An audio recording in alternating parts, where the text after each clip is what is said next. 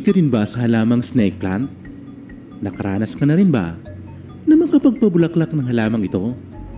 Anong variety ito at ilang beses ka na nitong nakapagpabulaklak? Alam mo bang may isang variety ng Dracena ang talaga namang namumukod-tangi pagdating sa pamumulaklak? Ito ay ang Dracena obritiana. Ang Dracena obritiana ay isa lamang sa mga variety ng snake plant na nagtataglay ng malalapad at pahabang dahon. Tulad ng ibang uri ng snake plant, ang hugis ng mga dahon nito ay parang espada na may mga variegated na kulay sa dahon tulad ng puti, pilak at dilaw na guhit o batik-batik sa dahon. Ito ay tumutubo ng kumpul-kumpul at naglalaman ng rhizome o ugat na pinagmumulan ng bagong usbong. Ang pamumulaklak ng Dracena obritiana o kadalasang tinatawag na lance-leaf Dracena ay itinuturing na namumukod-tangi at espesyal dahil hindi ito karaniwang pangyayari. Para sa marami nag-aalaga nito, isa itong event o pambihirang pagkakataon. Narito ang mga dahilan kung bakit espesyal ang pamumulaklak ng Dracena obritiana. Bihira itong mangyari. Hindi katulad ng ibang halaman na namumulaklak taon-taon, ang Dracena obritiana ay madalang mamulaklak. Kadalasan, tumatagal ng ilang taon bago ito maglabas ng bulaklak. Ngunit oras na mamulaklak ito, taon-taon mo na itong masasaksihan. Kadalasan namumulaklak lamang ito kapag ang halaman ay mature na o nasa hustong gulang na. Minsan naman, ang pamumulaklak ay senyales ng mild stress gaya ng pagiging root-bound o siksik na ang ugat sa paso o sa kinatataniman nito na nagtutulak sa halaman na magparami. Pahabang kumpol, maganda at mabango ang bulaklak. Ang mga bulaklak ng snake plant obritiana ay makikita na nakakapit sa isang pahaba at manipis na tangkay na tumutubo o lumalabas sa pagitan ng mga dahon nito. Nagsisimula ang bulaklak ng snake plant obritiana sa masisela na tubular na may pinaghalong kulay green at puting buds o talulot.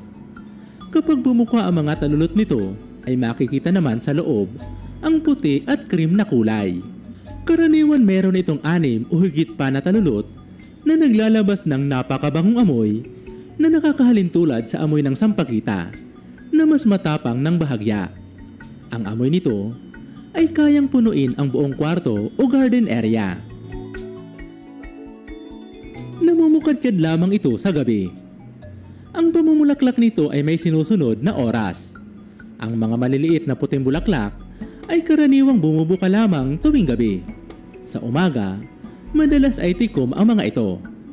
Ito ay dahil sa kalikasan ng halaman na umaakit ng mga pollinators na aktibo sa gabi, gaya ng mga moths. Magandang contrast sa dahon ang mga bulaklak nito. Ang Dracena obritiana ay kilala sa kanyang sword shape na mga dahon na may mottled o batik-batik na pattern. Kapag lumabas ang mahabang tangkay na puno ng mapuputi o cream-colored na bulaklak, nagbibigay ito ng magandang visual contrast sa madilim na berde ng kanyang mga dahon. Senyales ito ng swerte. Sa kulturang Pilipino at feng shui, ang pamumulaklak ng mga Dracena tulad ng fortune plant at snake plant ay tinuturing na napakagandang senyales. Dahil bihira itong mangyari, pinaniniwalaan itong nagdadala ng swerte, kasaganaan o magandang balita para sa sambahayan o may-ari ng halaman. Nakakawala ng stress. Ang bulaklak ng Dracena obritiana ay may mahiwagang kakayahan upang pasayahin at iangat ang mood ng mga nag-aalaga nito.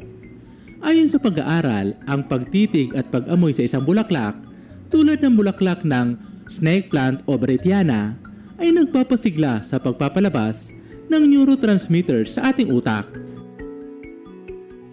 Isa itong achievement sa mga nag-aalaga. Ang paghahalaman ay isang paraan upang makadama ng pagtatagumpay. Ito ay isang proseso na nangangailangan ng pagsisikap at pagtitiyaga.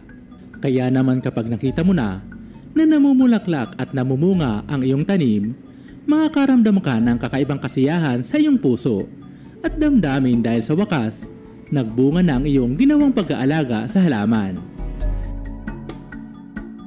Ang snake plant o Britiana ay isa lamang sa mga uri ng snake plant na nagtataglay ng magandang bulaklak, kaya naman sulit ang pag-aalaga sa halamang ito.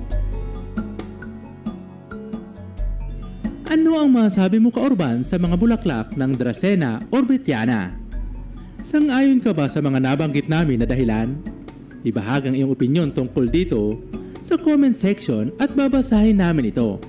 Kung nagustuhan mo ang video na ito, i-share ito sa iba para marami pa ang makaalam tungkol dito. Ito pong muli si UCL. Maraming salamat po sa panonood. Hanggang sa muli po. God bless.